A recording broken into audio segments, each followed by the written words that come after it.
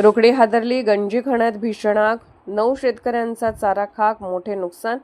रुकडी तालुका हातकणंगले येथील सर्वोदय समाजाच्या मालकीच्या गंजी खाण्यात आज दुपारच्या सुमारास भीषण आग लागून मोठे नुकसान झाले। या आगीत अनेक शेतकऱ्यांच्या वैरणीच्या गंजा पूर्णपणे जळून खाक झाल्या असून पावसाळ्यासाठी साठवून ठेवलेला चारा नष्ट झाल्याने शेतकऱ्यांवर मोठे संकट कोसळले आहे।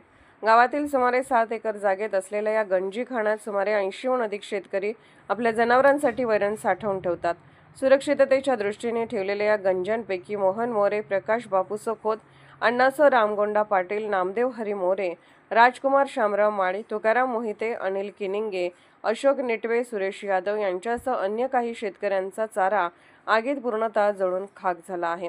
ऐन पावसाळ्याच्या तोंडावरच चारा नष्ट झाल्याने संबंधित शेतकऱ्यासमोर पशुधन सांभाळण्याचे मोठे आव्हान निर्माण झाले आहे।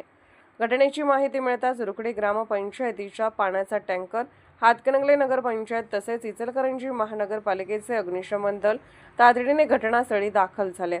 स्थानिक नागरिक व कार्यकर्त्यांच्या मदतीने आगीवर नियंत्रण मिळवण्यात यश आले।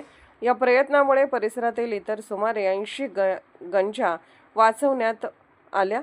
आग विझवण्याच्या कामात माजी सरपंच रफिक कलावंत, संतोष रुकडीकर, शीतल खोत, सामाजिक कार्यकर्ते रमेश कांबळे, दिलीप इंगळे, भरत सुतार, सुनील भारमल, जयदीप किनिंगे यांच्यासह स्थानिक नागरिकांनी मोठे सहकार्य केले।